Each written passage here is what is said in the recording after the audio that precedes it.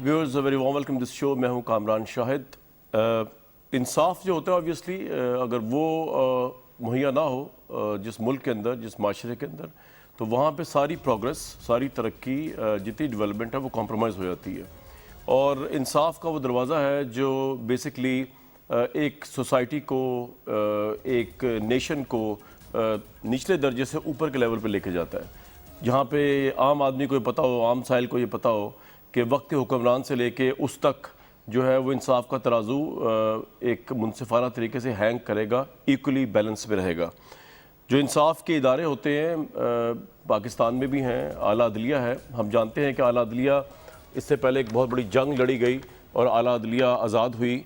इससे पहले justice compromise पे होता था। आज हमें अपनी अदलिया पर, आला अदलिया पर फ़ख्र है। नैब का इदारा है, उसका काम भी यही है कि वो इंसाफ दे, लेकिन सुप्रीम कोर्ट के ऊपर नीचे जो, और कोर्ट्स के, सुप्रीम कोर्ट का ये फैसला ख्वाजा साद रफ़ीक के ऊपर और दीगर कोर्ट्स का फैसला जो आए हैं अपोजिशन के रहनुमाओं को ज़मानत देने के हवाले से, तो उसके अंदर नैब की जानिबदारी, नैब की क्रेडिबिलिटी, उस सब पे सवाल खड़े हो गए। और यहाँ तक कहा गया कि मुबैना तौर पर आर्म ट्विस्टिंग की जाती है, वफादारियाँ चेंज की कराई जाती हैं सियासी हरीफों की। ये सब कुछ ऑब्वियसली हुकूमत ही कराती है। तो एक लॉजिकल बात है जो पीपल्स पार्टी और नून लीग ने उठाई।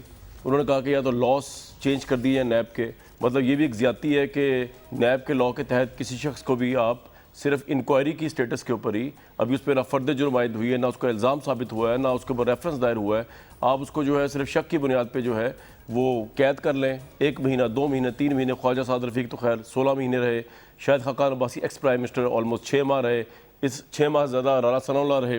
और उसके बाद एंड में हुआ क्या, राना सनाउल्लाह के केस के अंदर भी कोर्ट ने, लाहौर हाई कोर्ट ने बड़ा क्लियर फैसला दिया है कि कुछ साबित नहीं हो सका। ख्वाजा साद रफ़ीक के केस के अंदर भी धजिया उड़ा दी इन्वेस्टिगेशन के प्रोसेस की और सारे प्रोसीजर्स की। तो एक लॉजिकल बात है कि नैब में या तो लॉज को चेंज कर दिया जाए, या जिस तरह बिलावल भुट्टो साहब कह रहे हैं वो आपको सुनवा देता हूँ। मेरे पास वो अल्फाज नहीं है, इतने कड़े अल्फाज उन्होंने बोल दिए हैं, वही बोल सकते हैं। सुनवाएं जी ज़रा। इस ऑर्डर में जो एहतसाब नैब का हो रहा है, हमारे कठपुतली सियासी जमातों का हो रहा है, नैब को रहना का कोई जहाज नहीं बनता।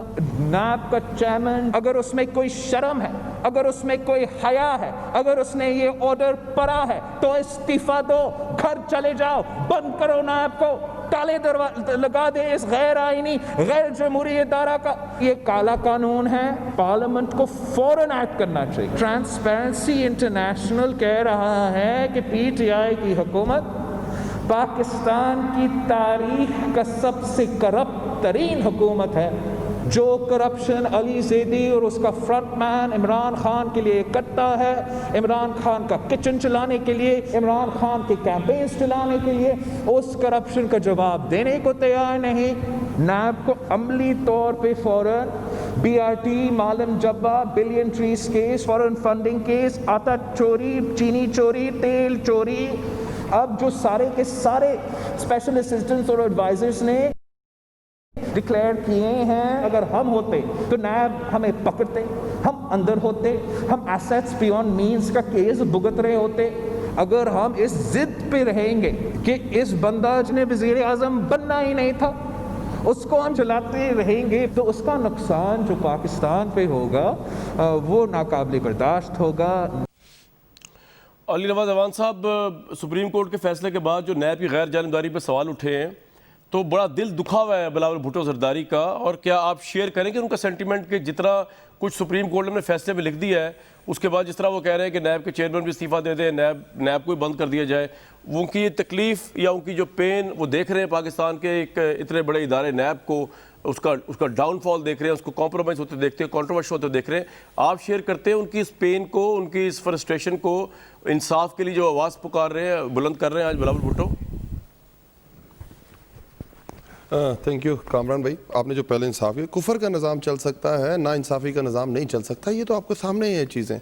और जो बिलावल भुट्टो साहब बात कर रहे हैं, देखें नैब की पहली दफ़ा कोई जजमेंट आई, मुझे याद है हदेबिया पेपर मिल्स का केस, और कमरुज़्ज़मा साहब इन्होंने लगाया हुआ था, पहले बार इमान मलिक के सेक्रेटरी थे और उसके बाद इस पोस्ट पे लगाया गया था, दोनों पार्टियों ने मिल के, और वो अदालत पेश हुए थे, जस्टिस खोसा साहब की थी मेरे ख्याल है। तो उसमें उन्होंने कहा था कि आज हमारे सामने, हमारे लिए नैब का जनाजा उठ गया, ये उनकी वर्डिंग थी। फिर आपको इसी नैब, उससे पहले बनाई किसने? कौमी एहतसाब ब्यूरो, सैफुर रहमान, मलिक कयूम, शहबाज शरीफ की टेलीफोनिक कॉल्स बाहर आई, जिस तरह उन्होंने कहा कि आपने किस किस तरह सजाएं देनी है। फिर सैफुर रहमान ने क्या क्या कहा, ये आपके सामने। और ये रोल है पाकिस्तान में, जो खान साहब कहते हैं, जो हम तहरीक इंसाफ कहती है कि हमारे इदारों को हमने तबाही की तरफ ले गए।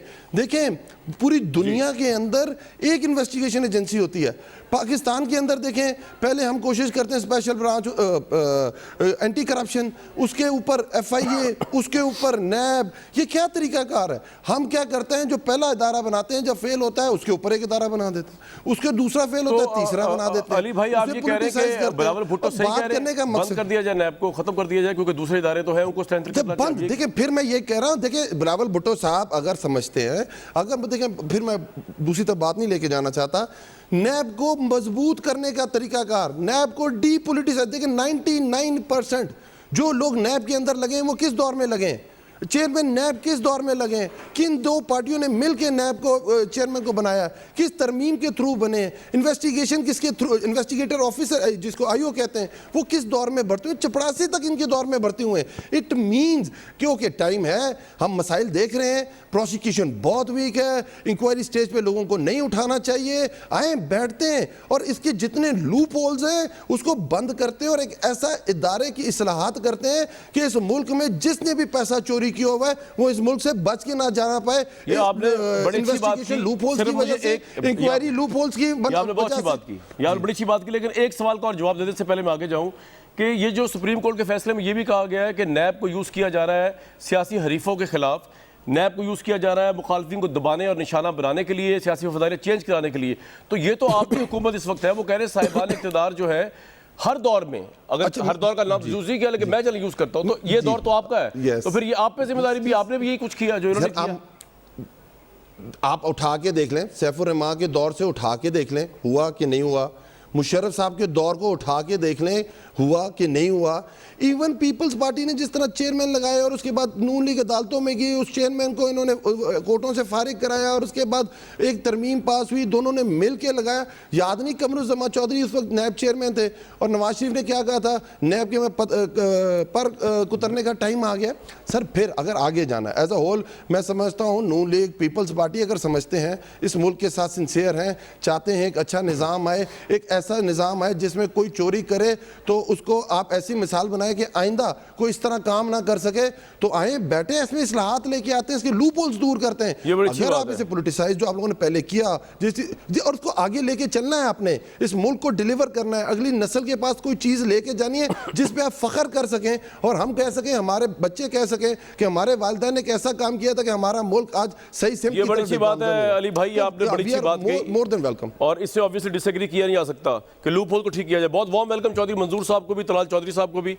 तलाल भाई, बात यह है कि मैं शायद हक्का नबाई साहब की प्रेस कॉन्फ्रेंस सुन रहा था, साद रफीक साहब की सुन रहा था, एहसन इकबाल साहब की सुन रहा था। आप लोग तमाम के तमाम जो है ये फैसला आया और ऑब्वियसली इसमें आपके मौक़िफ़ की जीत हुई, लेकिन आपने ये सारे इल्ज़ाम जो है लगा दिया पाकिस्तान तहरीक इंसाफ की गवर्नमेंट और इमरान खान साहब के ऊपर कि नैब को अपना आलाकार ये बना रहे थे। अभी आपके सामने अली लिबास जवान साहब बैठे हैं, वो हक़ाइक़ ये बता रहे हैं कि आपके दौर के आईओज़ हैं, आपके दौर के नैब चेयरमैन है, आपके दौर का स्ट्रक्चर है, इन्वेस्टिगेशन अगर बोधी हो रही है, अगर फॉल्टी हो रही है तो ये इन कंपिटेंट लोगों की वजह से। नैब के चेयरमैन की बात मैं नहीं कर रहा, वो तो आप लोगों ने किसी और मुशावरत से लगाया बड़े स्ट्रॉन्ग उसमें, लेकिन दूसरे ऑफिसर्स की बात हो रही है जो ये भी कर रहे हैं। तो फिर आप इनके साथ कुछ जोड़ते हैं, नैब की सारी नाकामियाँ, इनको क्यों कहते हैं कि ये नैब को से करवा रहे हैं सारे गलत काम? तलाल साहब। बिस्मिल्लाहिर्रहमानिर्रहीम। कामरान शाहिद साहब, मैंने क्योंकि शो में लेट ज्वाइन किया है तो पहले जो साहब बोल रहे थे वो मुझे यकीनन पता है कि वो हुकूमत के ही होंगे, क्योंकि उनकी कोई मुंह पैर का पता नहीं चल रहा था ना। वो कभी नैब पे तनकीद कर रहे थे, कभी नैब को कह रहे थे कि नहीं हमें इसमें बेहतरी कर देते हैं, कभी कह रहे हैं बहुत अच्छा वो कर रही है। तो मैं, क्योंकि जिसके पास लॉजिक ना हो, जिसके पास कोई आर्गूमेंट्स ना हो, वो फिर इसी तरह बंदा इधर उधर की बात करता है। इस मुल्क में इंसाफ जो है ना, जिस आदमी के लिए पूरी हुकूमत भी कोशिश कर रही है और पूरी स्टेट भी कोशिश कर रही है, उसका नाम है कुलभूषण। कुलभूषण को इंसाफ देने के लिए तो हम बिल्कुल तैयार हैं। ऑर्डिनेंस भी आ रहे हैं रात के अंधेरे में, उसके लिए वकील भी ढूंढा जा रहा है, उसके लिए मुद्दई भी खुद बन रहे हैं, उसके लिए रिट भी खुद कर रहे हैं। लेकिन पाकिस्तान के लोगों में तो यहाँ इंसाफ चले। हम तो सियासतदान हैं, इनको तो कभी नहीं मिल सकता, मगर यहाँ तो सुप्रीम कोर्ट के जज साहेब और उनकी जो मिसेज हैं वो मारे मारे फिर रही इंसाफ के लिए। इंसाफ मुझे बता दीजिए, क्या किसी इस वक्त जो हालत है, हर किस्म की आवाज़ को दबाने के लिए ये एहतसाब का अदारा इस्तेमाल किया जा रहा है। वो कोई मीडिया ग्रुप है, वो कोई आप अपोजिशन का रहनुमा है, या देखिए ये पॉलिसी मैटर है हुकूमत का। आप नैब को ठीक करने की बात करते हैं, किससे बात करें? इमरान खान साहब से? भाई हाँ ये तो दिल्ली की जो हुकूमत साहब, ये तो नैब का बेबी है, ये नैब का बनाया हुआ है, नैब का पैदा की हुई हुकूमत है जी। नैब देखे ना, नैब ना होती, चंद रेफरेंस ना होते, चंद गिरफ्तारियां ना होती, माहौल पाकिस्तान में ऐसा ना बनाया जाता, तो कौन ये यहां तक इनको पहुंचते ये। और उसके बाद देख लें, हुकूमत चलानी हो, कभी पंजाब का अपोजिशन लीडर पकड़ लें, कभी वफाक का पकड़ लें, कभी खुर्शीद शाह पकड़ लें, कभी ख्वाजा आसफ को बुला लें, कभी एहसन इकबाल, यानी कोई आप बंदा देख लें। और उसके बाद ये वो जजमेंट है जिसके बाद अगर किसी बाज़मीर लोग इस वक्त हुकूमत में हैं तो ज़मीर जाग जाएगा। मगर मुझे यकीन है जिंदा ज़मीर जाग सकता है जब हमने हुकूमत करनी है, और हुकूमत करने के लिए लोगों को पकड़ दकड़ करनी है, तो फिर रिफॉर्म्स कौन करेगा? और बेई ज़मीर जागता हो तो क्या कहा है सुप्रीम कोर्ट ने? ये तलाल चौधरी या मंजूर चौधरी नहीं कह रहा, ये सुप्रीम कोर्ट ऑफ पाकिस्तान कह रही है। क्या कह रही है? लोगों को आईनी हकूक नहीं मिले, पॉलिटिकल इंजीनियरिंग कर रही है नैब यकतरफा एहतसाब कर रही है, नैब एहतसाब से पार्टियां बना और तोड़ रही है, नैब आवाज दबाने के लिए इस्तेमाल हो रही, नैब आमरीयत के दौर की पैदावार है। ये मैं नहीं कह रहा, सुप्रीम कोर्ट ऑफ पाकिस्तान कह रहा है। मुझे ये बताइए, कलबोशन के लिए तो आप ले आए हैं ऑर्डिनेंस, इस फैसले पर आप क्या लेकर आए हैं? क्या कोशिश की? क्या अगर आपको नहीं अच्छा लगता तो सुप्रीम कोर्ट में चले जाएं रिव्यू पिटीशन में। अगर समझते हैं अपोजिशन की आवाजों को छोड़ दें, हमारी कोई नहीं सुनेगा, क्योंकि बेशक मुल्क में तबाही बर्बादी हो जाए। चले सुप्रीम कोर्ट के जज साहबान की सुन लें, इनका रिफॉर्म करने का इरादा ही नहीं है। ये इस मुल्क को हुकूमत जो है वो परफॉर्मेंस से नहीं चला रही, नैब से चला रही है। नैब से फलाने के वारंट निकाल दो, फलाने को पकड़ लो, फलाने को कर लो। और चोर और डाकू जो हैं, और जो सादक और अमीन बने बैठे हैं, चीनी चोर दाएं है, आटा चोर बाएं है, दवाइयों वाला चोर सामने है, उसके बाद पेट्रोल चोर जो है वो तलाल भाई, आपने बुज़दार साहब की स्टेटमेंट नहीं सुनी। वज़ीर आला पंजाब ने कहा है कि पाकिस्तान की तारीख की सबसे शफाफ करप्ट फ्री गवर्नमेंट आई है। मुझे लगता है आप इजी ले रहे हैं इस गवर्नमेंट को और उनको। देखिए, मैं बुज़दार साहब अच्छे इंसान हैं, उन्होंने बड़े अपने मुनासिब रेट रखे हुए हैं, वो छोटे छोटे काम भी कर देते हैं, चौकी इंचार्ज लगाना हो, कोई पटवारी लगाना हो, वैसे वो माइंड नहीं करते। तो मेरा ख्याल है वो उस सिलसिले में शायद कह रहे होते कि मैं बड़ा सस्ता और बड़ी शफाफ तरीके से चला रहा हूँ।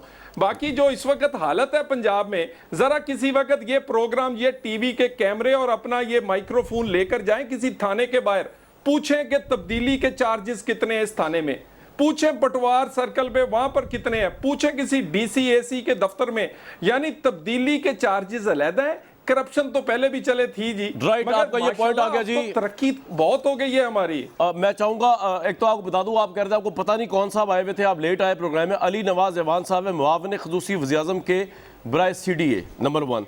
नंबर 2, इससे पहले चॉइस टॉक में जाओ अली भाई, आपके पास राइट है रिस्पॉन्ड करने का, लेकिन मैं आपको एक चीज़ बता दूं, आपने बिल्कुल एक हिस्सा टच किया नैब का कि जिसमें आप कह रहे हैं प्रोसिक्यूशन कमज़ोर है, और वो आप इसलिए कह रहे हैं क्योंकि अपोजिशन के तमाम रहनुमा नैब के बनाए हुए केसेस से बाद में आला अदलिया या लाहौर हाई कोर्ट या दूसरे कोर्ट्स के ज़रिए ज़मानतों पर रहा हो रहे हैं। वो आपने एक और बात बताई। लेकिन जो दूसरी बात जिसको तलाल चौधरी साहब रेफ़र कर रहे हैं, बिलावल भुट्टो साहब रेफ़र कर रहे हैं और सुप्रीम कोर्ट ने रेफ़र किया, वो है आपकी जिम्मेदारी बीइंग अ गवर्नमेंट, आप नैब को एज अ टूल इस्तेमाल कर रहे हैं बकौल सुप्रीम कोर्ट के मुबैना तौर पर बादियुल नज़र में, प्रेमा फिशा में, और इनको विक्टिमाइज कर रहे हैं अपोजिशन को। ये बहुत बड़ा इल्ज़ाम है किसी भी पोलिटिकली इलेक्टेड गवर्नमेंट पे, और यही तलाल साहब कह रहे हैं। Respond it please, then I will move forward to Chaudhary साहब। अच्छा, मुझे तो समझ नहीं आती, पता नहीं तलाल चौधरी मुझे बताते ये आ रहे हैं, मुझे तो लग रहा था ढोल बज रहा है और कोई बंदा उस पर तकरीर कर रहा है, इससे ज़्यादा तो मुझे कोई चीज़ समझ नहीं आई। और मज़ाका खेज़ किस्म की बात कर रहा है, मुझे तो कोई बात समझ ही नहीं आई। बात करना क्या, जब बहुत अरसे बाद आए, इनको शायद लाइनों लेंथ भूली हुई थी, बस बोलना है। इसी वजह से इनको बहुत सारा, इसी कोटों की वजह से इनको, इन्हीं कोटों की वजह से इनको सज़ा भी मिली इनकी इसी ज़बान की वजह से। तो इनकी ज़बान का तो मैं जवाब नहीं दे सकता, पर मैं बात करूँगा फैक्ट के ऊपर। और अगर कोर्ट की जो ये सारी आती हैं और के ऊपर 93 पैरा भी है और जो कह रहा है ये किसी केस के ऊपर असरअंदाज नहीं होगा, पर फिर भी ये ओवरऑल एक सिनेरियो खींचा गया है कि नैब क्या क्या किस किस दौर में कैसे कैसे रोल प्ले करती रही है। और ना मुझे इसमें कोई, मैं इसको डिनाई करूँ, अगर मेरी बात आपने पहले भी कामरान भाई सुनी हो और मैं ना अभी कह रहा हूँ कि मैं ये समझता हूँ, अगर ये देखें चेयरमैन नैब मैंने लगाया होता, मैंने वो 18वीं तरमीम की होती और मैंने कहा होता कि opposition leader of the house मिल के ये लगाएंगे और इमरान खान साहब आके उसके थ्रू ये करेंगे, तो बात समझ से बाहर है ना। लगाया इन्होंने हर चीज़, फिर आपने कहा देखें सिर्फ इंक्वायरी, इसके अंदर इन्वेस्टिगेशन प्रोसेस, इनकी प्रोसिक्यूशन और फिर उसके बाद रेफरेंस, ये चारों चीजें सही होने वाली हैं। इन सब में लूप होल्स हैं। 2000 का बना हुआ है व्हाइट कॉलर क्राइम। अली भाई ठीक कह रहे हैं, व्हाइट कॉलर क्राइम पकड़ना दुनिया में सबसे मुश्किल है। आप देखें 2013-14 में इंग्लैंड ने अपने लॉ को चेंज किया, अनक्लेम्ड वेल्थ के ऊपर वो अपना नया लॉ लेके आए। तो हम तो उनसे बहुत पीछे हैं, हमने आगे की तरफ बढ़ने में बात कह रहा हूं अली भाई, मैं आपसे कह रहा हूं, आपने बिल्कुल 4 पॉइंट्स प्रोसिक्यूशन के बताया कि फॉल्टी है, लेकिन आप इस सवाल का जवाब नहीं दे पा रहे या दे रहे या पता नहीं आप इग्नोर कर दिया आपने सवाल, या मैं समझा नहीं सका कि जो पॉलिटिकल ट्विस्टिंग, नहीं मैं शायद नहीं क्लियर कर बता सका कि जो पॉलिटिकल ट्विस्टिंग हुकूमत पे इल्जाम आ रहा है वो नैब को यूज करिए एज अ टूल ऑपोजिशन को यकतरफा एहतसाब के लिए, उनकी तहजीक के लिए, उनको विक्टिमाइज करने के लिए, वफादारियां चेंज करने के लिए। ये तो इलेक्टेड गवर्नमेंट ऑफ पीटीआई पे बहुत बड़ा इल्जाम है, इसको आप किस तरह रिस्पॉन्ड करते हैं, ये मैं आपसे जानना चाह रहा हूं। Thank you. ये जो उन्होंने लिखा है जजमेंट के अंदर, आपने भी पढ़ी है, वो ओवरऑल एक पिक्चर खींची है, स्पेसिफिक इस गवर्नमेंट की बात नहीं हुई है। बट फिर भी मैं अगर आगे बात करता हूं, अगर मैं आपकी बात को सच जानता हूं और समझता हूं कि आप इसी गवर्नमेंट, तो मुझे बताएं, उसके लिए तो मुझे अपना नैब चेयरमैन लगाना पड़ेगा ना, उसके लिए तो मुझे अपने प्रोसिक्यूटर्स लगाने पड़ेंगे। ठीक है, आपका ये पॉइंट आ गया, मुझे आईओज अपने लगाने पड़ेंगे ना, ये आपका पॉइंट आ गया। ये बात मुझे समझाएं कि सारी टीम इन्होंने लगाई हुई है और आप ये कर, और उसके बाद डॉक्टर आसिम कब पकड़े गए, किसकी हुकूमत थी, नवाज शरीफ दौर कितने दिन वो अंदर रहे, आज क्या है उसके, ये तो मैं कहता हूं। अच्छा, अब जो सिसिलियन माफिया मैंने तो नहीं कहा, मैंने तो ये नारा नहीं लगाया, मुझे क्यों निकाला, ये किसने कहा था? अली भाई अनलिमिटेड टाइम नहीं होता, आप ठीक कह रहे हो, आप बहुत पीछे लगे। चले आगे चलते हैं जी। तलाल भाई क्विकली, मैं चॉइस आपके पास जाना है फिर जी, कुछ कहना चाह रहे हैं आप क्विकली जरा प्लीज। कामरान साहब, एक मैं अपने भाई के लिए उसकी इंफॉर्मेशन में इजाफा कर दूं कि चीफ प्रोसिक्यूटर जो है वो उसको तैनात जनाब की हुकूमत ने किया है, डिप्टी प्रोसिक्यूटर्स भी किए हैं उनकी, तो उनको बात सुन लेना जी, प्रोसिक्यूशन उन्होंने किया जिन्होंने आपने जिनको लगाया है। दूसरी बात, मुझे इतना जवाब दे दें कि इस मुल्क में सिर्फ कुलभूषण को इंसाफ चाहिए या पाकिस्तानी साबक ऐसे लोग जिनको मुंतखब किया उनको भी इंसाफ चाहिए, या सिर्फ कुलभूषण के लिए ऑर्डिनेंस आ सकता है? ठीक है, ये पूछ लेते हैं। चौधरी साहब, मसला ये है कि ये अली नवाज अमान साहब कह रहे हैं कि वो एग्री करते हैं कि लैब में लूप होल है, और उसकी सबसे बड़ी वजह ये भी है कि आप लोगों के दौर के भर्ती के आईओएस ऑफिसर, तो आज बिलावल साहब इतने क्यों गुस्से में शेख बात है कि चेयरमैन नैब में शर्म है इस्तीफा दे, और उसके साथ ही उन्होंने सिलेक्टेड और इमरान खान के साथ सारा कुछ जोड़ दिया। इमरान खान का क्या ताल्लुक, चेयरमैन नैब तो आपने लगाया है, आपने और तलाल साहब की पार्टी ने मिलकर लगाया, और अभी अली नवाज अमान साहब भी कह रहे हैं कि जी चेयरमैन नैब को हम किस तरह प्रेशराइज कर सकते हो, आपका लगाया हुआ बंदा है, आपका लगाया हुआ चेयरमैन। जी चौधरी साहब। बहुत शुक्रिया कामरान साहब, एक तो आप मेहरबानी की है, 21 मिनट बाद मेरे पास आए हैं, तो मेरी भी सर आई एम सॉरी, सारा टाइम आपके पास। बिलावल साहब के साथ ही था।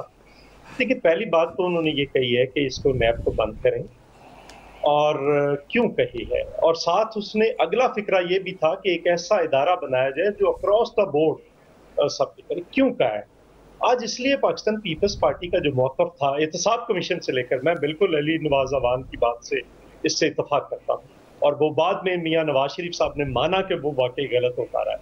जब जरदारी साहब को गिरफ्तार किया गया, उनकी जुबान काटी गई, सब कुछ हुआ।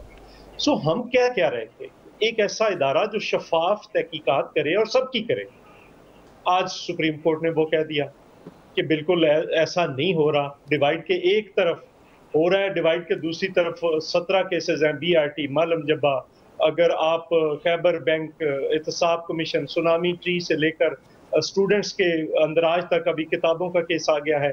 यहाँ पे अगर आप देख लें तो दवाइयों का स्कैंडल देख लें, चीनी का स्कैंडल, आटे का स्कैंडल, मास्क का स्कैंडल, तेल का स्कैंडल, अभी 118 अरब का वो मुराद सईद की वजारत का स्कैंडल आ गया। तो डिवाइड के दूसरी तरफ जो है वो बिल्कुल नहीं है। साबिक चीफ मिनिस्टर परवेज खट्टक मौजूदा चीफ मिनिस्टर को कोई ना बुला रहा है ना कोई गिरफ्तार कर रहा है। वो सुप्रीम कोर्ट ने हमारे मौक़िफ़ को दुरुस्त साबित कर दिया। हमने कहा कि ये पॉलिटिकल इंजीनियरिंग के लिए, पार्टियां तोड़ने के लिए मेरा एक सवाल है आपसे, लेकिन ये सब कुछ तो हो रहा है, मैं आपसे एग्री करता हूं, लेकिन इससे ये क्या साबित हो रहा है कि ये सब कुछ प्राइम मिनिस्टर के इमाम पे हो रहा है, जो आप इल्जाम लगा रही हैं, आपकी क़यादत। जी उधर आ जी जरा। मैं उधर ही आ रहा हूँ, मैं उधर ही आ रहा हूँ। देखिए, मुशर्रफ के दौर में ये हुआ कि वो सियासी पार्टियां दोनों तोड़ी गई और फिर एक पार्टी बनाई गई। अब भी यही हुआ कि लोगों को नैब के जरिए उनके बाजू मरोड़ कर एक पार्टी के अंदर ले जाया गया, और जिसके अंदर ले जाया गया वो PTI है।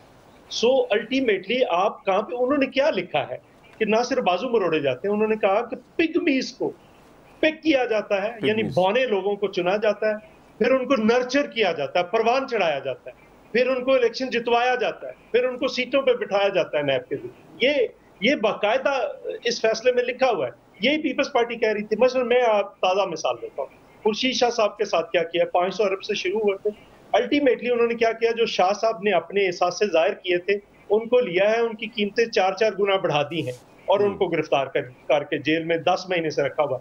अब क्या है, जो इनके आए हैं, एहसास से आए हैं, जिसमें मेरे छोटे भाई अली नवाज अवान ने भी अपने जाहिर किए होंगे, मैंने इनके बारे में नहीं पढ़ा, लेकिन जो एहसासे हैं, एक इनका कोई नया शाहकार आया, एक नया शाहकार आया है, जो वो पता नहीं सैयद शहजाद कासम के क्या नाम, उसके लाहौर में 3 प्लाट हैं जिनकी, नहीं शहजाद अकबर साहब के तो अपने हैं, उनको भी बताना पड़ेगा कि उनके पास किधर से आए। शहजाद कासम है, को सैयद शहजाद कासम है, पावर के जी उनके लाहौर में 3 प्लाट हैं जो 7 लाख के हैं। मुझे लाहौर में किसी जगह पे 7 लाख में कोई एक मरला मुझे लेकर बता दे। शहजाद कासिम की बात कर रहे हैं आप, मावरे खुसूसी जी, जिनकी अमेरिका की शहरियत है। हाँ जी जी, शहरियत उधर की है। सो हम ये कहते हैं कि अल्लाह ने उनके रिज़्क में बरकत दी है। आप जल क्यों रहे हैं चौधरी साहब? आप जल रहे हैं? हम नहीं जल रहे, लेकिन मुझे भी कोई 7 लाख में 3 प्लाट मुझे भी लाहौर में ले, चलो मैं कोई आधा एकड़ में बेच लूंगा अपने यहाँ पे।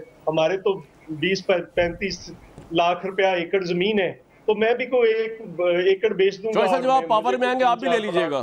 फिलहाल तो इनका 8-10 प्लाट उतने में 8-10 प्लाट लाहौर में आ जाएंगे, मुझे और क्या चाहिए। लेकिन मैं जो बात कहने लगा हूँ, देखिए आप अगर अभी फरमा रहे थे हमारे अली नवाज अवान साहब के, उनको इन्होंने लगाया, बिल्कुल हम ये कहते रहे हैं। नून लीग ने माना, जब हमने 18वीं तरमीम की तो हमने कहा कि इसको तरमीम कर ले, नहीं माने, फिर बाद में इनके दौर में हम कहते रहे।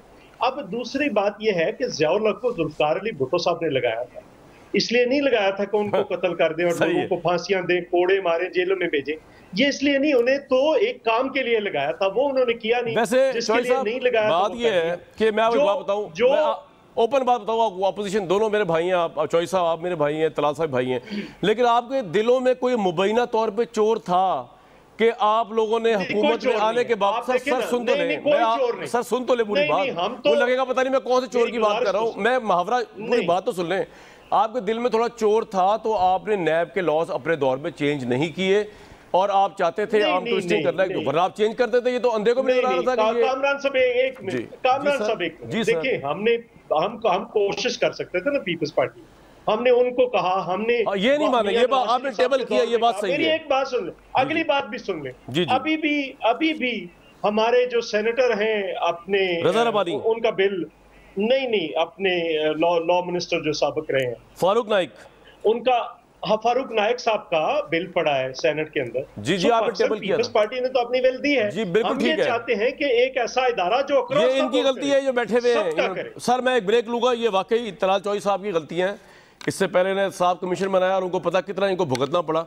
ब्रेक से वापस आके जरूर बात करेंगे, लेकिन मैंने एक और बात भी करनी है। कल खबर चल रही थी पाकिस्तान के पूरे मीडिया पे कि आज तहरीक इंसाफ ने 2 साल की परफॉर्मेंस आवाम को रिलीफ जो दिया वो पेश करेगी। वो आई तो नहीं सामने, लेकिन ऑब्वियसली अली भाई हमारे साथ मौजूद है और वो 2 साल की परफॉर्मेंस को दरिया कूजे बंद करेंगे भी आपके सामने एक ब्रेक के बाद।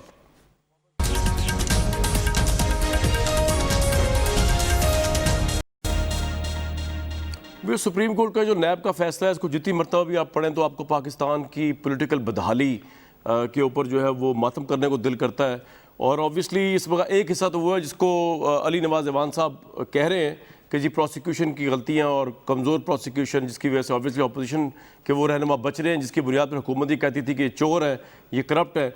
लेकिन उस हिस्से को कोई एड्रेस नहीं कर रहा जिसके अंदर इस हुकूमत के ऊपर भी ये जिम्मेदारी आयद होती है कि इसने नैब को कहीं इस्तेमाल तो नहीं किया सियासी वफादारियाँ चेंज करने के लिए, सियासी तौर पर बदले लेने के लिए। बहुत बड़ा इल्ज़ाम है ये किसी भी लिबरल हुकूमत के ऊपर। अली नवाज अवान साहब, ये चीज़ें बिल्टअप होती रहेंगी, मीडिया में परसेप्शन बनता रहता है। नवाज शरीफ साहब के मतलब भी बना, इससे पहले जरदारी साहब के मतलब भी बना, आप जानते हैं। फिर एंड में अवाम फैसला करती है, आप लोगों के मतलब भी बन रहा है। जितना भी सब कुछ हो रहा है obviously you will be responsible at the end of the day. Eid आ रही है, अब आप काबीना में फैसला हुआ है कि 2 साल की परफॉर्मेंस के ऊपर बात की जाएगी। कोई एक बात ऐसी जिसको आप कह सकें कि हम आवाम को हमने 2 साल में ये एक बहुत बड़ा रिलीफ दिया है, तो ज़रूर शेयर करें क्योंकि वक्त बड़ा कम है। एक बात तो कम से कम ज़रूर बताएं। सर मैं एक बताता हूँ, मुझे थोड़ा मेरे बड़े भाई हैं चौधरी मंजूर भाई, उनसे मैंने थोड़ा सा बात करनी थी। मुझे पीपल्स पार्टी की पॉलिसी समझ नहीं आती। ये बड़ी ज़बरदस्त, इनकी पॉलिसी बहुत अच्छी है। सिकंदर मिर्ज़ा की कैबिनेट में भी होना है और सिकंदर मिर्ज़ा को गालियाँ भी देनी है। याहिया खान से फ़ायदा भी उठाना है, याहिया खान को गालियाँ भी देनी है, क्रेडिट भी लेना, हमने उसको निकाल दिया। मुशर्रफ से NRO भी लेना है, मुशर्रफ को रेड कारपेट भी देना है, मुशर्रफ को गालियाँ भी देनी है। मलिक कयूम को गालियाँ देनी कि उसने हमारी क़यादत को खिलाफ सजाएं दी, सैफुर रहमान और शहबाज शरीफ के साथ मिलकर उसको अटॉर्नी जनरल का बरकरार भी रखना ताकि उससे हम फ़ायदा उठा सकें। ये देखिए सबकी पॉलिसी ये है, जब इनके फ़ायदे की बात होती है ये हर उसको कभी जमहूरियत के पीछे छुप जाएंगे, कभी रूल्स और रेगुलेशन के पीछे छुप जाएंगे, कभी इक़्तिदार के पीछे, कभी ऑपोजिशन के पीछे। बात बताऊं वैसे मैं आगे चल, अब आपने भुट्टो साहब, नवाज शरीफ साहब, ये सब आए किसी और के कंधों पे चढ़ के, लेकिन इन सब ने अपने कंधे चेंज किए और जब इन्होंने लाइन चेंज की तो ऑब्वियसली उसके बाद आप जानते हैं कि साथ जो हुआ इनकी अपनी बैड परफॉर्मेंस भी है। तो मैं ये नहीं कह रहा कि आप शहबाज शरीफ साहब कैसी बातें कर रहे हैं, आप कैसी बातें कर रहे हैं कामरान भाई? मैं नवाज शरीफ की बात कर रहा हूं और कामरान भाई मुझे बताएं, नवाज शरीफ साहब का नवाज शरीफ साहब बाहर से आते हैं। अब ये 2008 में सुनते जाएं, 2008 में ये पीपल्स पार्टी की गवर्नमेंट आती है, ये अपना एग्रीमेंट साइन करते हैं, फिर काला कोट पहन के अदालत चले जाते हैं। कौन गया था अदालत काला कोट पहन के? उसके बाद ये दोबारा आप देखें जब दिन की गवर्नमेंट रही है, ये क्या ऑपोजिशन में इतना। अब आपका पॉइंट आ गया, अब मुझे फेयर टाइम देना दूसरों को भी। ठीक है, बिल्कुल ठीक है, आपका आ गया, ये पॉइंट आ गया जी। तलाल चौधरी साहब बात ये हमेशा, और अभी शहबाज शरीफ जो कंटेनर में चढ़ के कह रहे थे मुझे 6 महीने दे दो मैं पाकिस्तान ठीक कर देता हूं, वो किससे? पाकिस्तान की आवाम से मांग रहे थे। आगे चलते हैं, आपने कहा कि आप पॉइंट्स दे, मैं एक नहीं मैं आपको 6 पॉइंट्स देता हूं। अब देखिए पाकिस्तान की फॉरेन पॉलिसी हमारे, अभी ठहर जाए जरा, मैं बाकी इनसे बात। तलाल चौधरी साहब बात ये है कि जब हुकूमत की रिपोर्ट आएगी ना तो उसके बाद आप सबकी धज्जियां उड़ जाएंगी, क्योंकि eight the end of the day ना नैब ना कोर्ट, इनके फैसले, हुकूमत की परफॉर्मेंस की बात हो रही है। इसके लिए आप तैयार रहें, आप तैयार हैं या नहीं है, क्योंकि performance is the best answer to all of you. Talal साहब। कामरान चाहत साहब, इस हुकूमत की कारकर्दगी अगर 2 फिक्रों में बतानी हो तो लंबी लाइनें और लंबी जुबानें। यानी इन लोगों की इतनी लंबी जुबान है और इतने बोलते, यानी लगता यह है कि यहाँ आटा, चीनी, रोजगार जो है यहाँ कोई दूध की नहरें बह रही हैं। ओ खुदा के बंदो, कोई चीज ऐसी नहीं है जो आपके दौर में सस्ती रही हो, कोई चीज स्वाय मौत के, कोई कारकर्दगी। अभी फॉरेन अफेयर्स का गिनवाने लगे थे, फॉल ऑफ कश्मीर जो है वो इनका तुर्रा इम्तियाज है। ये इनका पूरा एक नया वर्ल्ड कप है जो इन्होंने हासिल किया है कश्मीर की सूरत में, और इन्होंने इसके बाद अभी कुलभूषण को भेज के भी दूसरा वर्ल्ड कप भी लेना है इन्होंने। इसके बाद बात ये है internal security policy, foreign affairs, economy. यानी इनको इकोनॉमी मिली क्या थी? 6 के करीब टच कर रही थी, 5.5, 5.8 की बात उस वक्त थी, और आज -2 पर है। पाकिस्तान दुनिया की बेहतरीन स्टॉक एक्सचेंज थी, आज दुनिया की सबसे बड़ी स्टॉक एक्सचेंज पाकिस्तान है। महंगाई की क्या हालत है, और मुझे कोई एक जगह बता दें और उसको चले हमारी बातें छोड़ दें, इनके अपने एमएनएज और जो अपने रहनुमा है वो क्या कह रहे हैं। रिफॉर्म्स के नाम पर आए थे, कोई एक रिफॉर्म दिखा दे। पॉइंट आ गया आपका। किसी एक मेरे अदारे चौधरी का साहब के दिखा पास दे। जाना है क्विकली। अली नवाज उसके अवान साहब बाद- 30 सेकंड में रिस्पॉन्ड करना आपने। तलाल भाई टाइम की किल्लत है, दोबारा हूँ आपके पास। अच्छा, जी आप- जी जी अली नवाज अवान साहब अच्छा 30 मैं आपको सेकंड बता दूं, खैर आपने उससे पूछा कुछ और था, उन्हें बता कुछ और दिया। खैर मैंने सबसे पहले फॉरेन पॉलिसी किन हालात के ऊपर खड़ी थी, पाकिस्तान की फॉरेन पॉलिसी, आपके यूएई आप किधर खड़ा हुआ था, सऊदी अरब कहाँ खड़ा हुआ था, आज आपकी कतर कहाँ खड़ा हुआ था, आज तीनों आपके साथ खड़े हुए हैं। यूरोप में आप ले लें, जो पांच हमारी सुपर पावर्स हैं, वो आप कहाँ खड़े थे, और जब कश्मीर का इशू है वो आज कहाँ खड़े हैं। उसके बाद आप फार ईस्ट देख लें, मलेशिया सर पॉइंट आ गया आपका। मुझे चौधरी साहब के पास जाना है। अली भाई एक मिनट मलेशिया का खड़ा है, इस हिस्से टाइम इकोनॉमिक कम होता पॉलिसी है। में चले पॉइंट आ जाते गया। हैं। चौधरी सर, साहब तलाल भाई को बेचारे को कम से कम- इकोनॉमिक्स का क्या पता, वो इकोनॉमिक्स की बातें कर रहे हैं। कोविड-19 सबसे बड़ी बात सर, देखें पूरी दुनिया, इंग्लैंड जिसकी इकोनॉमी मुस्लिम दुनिया के सारे मुल्क मिला लेना तो इनकी इकोनॉमी बनती है, उनका जीडीपी बनता है। 20% कॉन्ट्रैक्ट हुई है आज। ठीक है, चौधरी साहब के पास जी बेहतरीन पॉइंट आ गया जी आपका। चौधरी साहब जब ये अपनी परफॉर्मेंस पेश करें, कम से कम फॉरेन अफेयर्स के फ्रंट पे तो उन्होंने कारनामे किए। सऊदी अरब वाले इधर आए, यूएई वाले इधर आए, गाड़ियां चली, हमें फंड मिला, हमें पैसा मिला, हम पे ट्रस्ट किया। कुछ तो क्रेडिट दें गवर्नमेंट को। कामरान साहब, आप भी आज मेरे साथ एस्टेब्लिशमेंट वाला हाल कर रहे हैं। अच्छा, I'm उनको sorry. दो बारियां और मुझे पूरी बारी भी नहीं देते।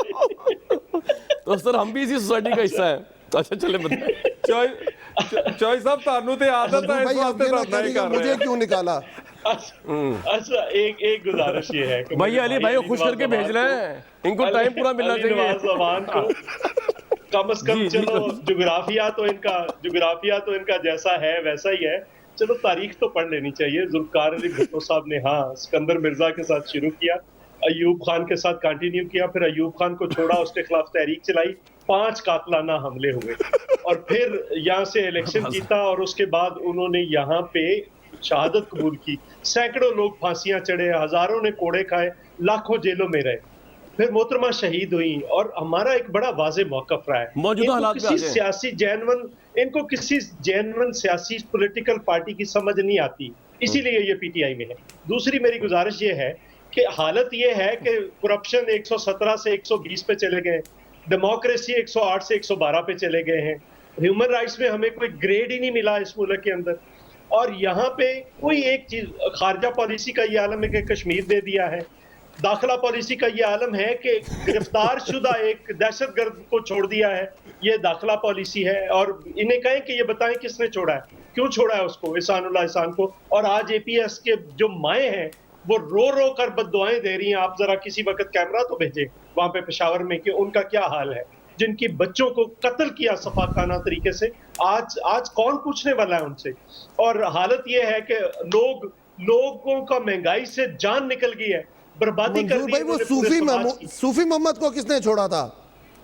हमने तो नहीं छोड़ा था, बिल्कुल नहीं छोड़ा था। आप right. जरा तारीख किसने उठा छोड़ा कर, था? मैं इसीलिए तो कह रहा हूं कि आप तारीख तो पढ़ लें। अच्छा, किसको छोड़ा जरा था? तारीख तो किसने छोड़ा था? मोहम्मद हमने के तो मुतालिक गिरफ्तार तो- किया भाई था। किसने छोड़ा था, मैं पूछ रहा हूं। हमने ऑपरेशन किए थे। तो बात किसने सुन ले। छोड़ा था? हमने वो बात सवात सुन ले। की मोहम्मद ने डेलिब्रेशन से सुन ले। पहले किसने छोड़ा बात था? तो सुन ले। प्रोड्यूसर साहब, हमने सवात सूफी का मोहम्मद ने कामयाब जो ऑपरेशन किया, शरिया का बागडोर निज़ाम का- दिया था, इमरान खान साहब उस वक्त पीटीआई के चेयरमैन थे, उन्होंने उसको सपोर्ट किया था और उन्होंने कहा था कि ऑब्वियसली इनसे बात होनी चाहिए और शरिया का निज़ाम बिल्कुल ठीक है, जिरगा के अंदर ये सिस्टम होना चाहिए। हालांकि मैंने उनसे खुद सवाल किया था, मैं किसी और चैनल में था उस वक्त, इमरान खान साहब से, कि ये जुडिशरी विद इन जुडिशरी है, लेकिन उन्होंने सूफी मोहम्मद को सपोर्ट किया था उस वक्त। और मैंने ये भी सवाल किया था कि सूफी मोहम्मद जो है उनके ऊपर इल्ज़ाम है पाकिस्तानी फ़ौज को की शहादत का, तो आप कैसा सपोर्ट कर सकते हैं। लेकिन बहरहाल इसकी तारीख में क्या जरा। तलाल साहब, एक बात सही है अली नवाज अवान साहब की कि अपोजिशन नज़र नहीं आती दूर दूर तक। बिलावल भुट्टो साहब अभी सीनियर होंगे, ऑब्वियसली बड़े वाइब्रेंट है, आपकी सीनियर लीडरशिप एक बार बैठी हुई है, एक क्वारंटीन हुई हुई है, और हमें पता है कि वो भी मजबूर है, वो बात ही नहीं करते। इतने मजबूर है कि मरीम नवाज साहिबा का ट्विटर ही डेड हो चुका है, हालांकि वो पूरी पॉलिटिक्स ने ट्वीट से की। तो आप तो खुद एज अल्टरनेटिव आवाम के आगे खड़े हुए नहीं हैं, तो आवाम तो इन पर डिपेंड करेंगे, आप तो कहीं पर भी नहीं है। तलाल चौधरी साहब, अपना इसीलिए तो हम कहते हैं कि ये प्रोग्राम जो आप स्टूडियोज में करते हैं किसी दिन अवाम में करें, एक दिन इनके हलके में करें, एक दिन चोई मंजूर के करें, एक दिन मेरे करें, और उसके बाद सुने लोग क्या कह रहे हैं। क्या कह रहे लोग हैं? झोलियां उठा उठा के कौन कौन सी बद्दुआएं और कौन कौन सी, मेरा मतलब इनके बारे में जो इरशादात फरमा रहे हैं वो टीवी पर नहीं चल सकता। ओ मेरे भाई, आप हमारी मकबूलियत की बात करते हैं तो भाई जब जिस दिन मर्जी इम्तिहान कर लें इस बात का और आपको पता चल जाएगा। मैं आपकी लीडरशिप की बात कर रहा हूँ कि वो नजर नहीं आती ना, डिवाइडेड है और आइसोलेटेड है जी। मैं ये बात कर रहा हूँ, मकबूलियत की मैं बात नहीं कर रहा। कोई डिवाइडेड नहीं है, बिल्कुल कोई डिवाइडेड नहीं है, हम यूनाइटेड हैं, हम क्लियर हैं, हम अपने ब्रेक लूंगा जी उसूलों पर आपकी इस खड़े यूनिटी हैं। के ऊपर, ब्रेक लूंगा आपकी इस यूनिटी के ऊपर, एक ब्रेक लूंगा।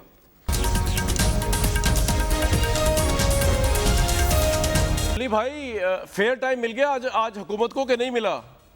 मैं कहा पूछ लूं, आज चॉइस साहब कंप्लेंट कर सर रहे हैं। आप कामरान भाई, आप मेरे प्रोफेसर हैं, जो आप मुझे जो कहेंगे मैं उसकी हाँ ही कहूंगा, चलो जी, ना बात- मैं कह नहीं सकता। तुझे आज सर। मेरे चॉइस साहब मैं को तो ना कह मरवाओगे। नहीं सकता। अच्छा, मुझे बड़े मजा आया, मंजूर साहब मेरे बड़े भाई हैं, कि मुझे हिस्ट्री का शायद ज्यादा पता होगा, ज्योग्राफी का इनको शायद ज्यादा पता होगा। सर मैंने नेक्स्ट टाइम बात कुछ और की थी, इनको ज्योग्राफी समझ और नहीं आई हिस्ट्री पर नेक्स्ट टाइम बात करेंगे व्यूअर्स। कोरोना जो है वो फैल रहा है, ईद की रोशनी में आप लोगों ने शॉपिंग नहीं करनी और इज्तिमाई कुर्बानियाँ करें, ये सारे आलम दीन भी कह रहे हैं और ये हमारी भी रिक्वेस्ट है। और अदरवाइज सारा सिस्टम जो है वो तलपड़ हो जाएगा जो कोरोना नीचे आया है हुकूमत की एफर्ट से। कल तक दीजिए इजाज़त।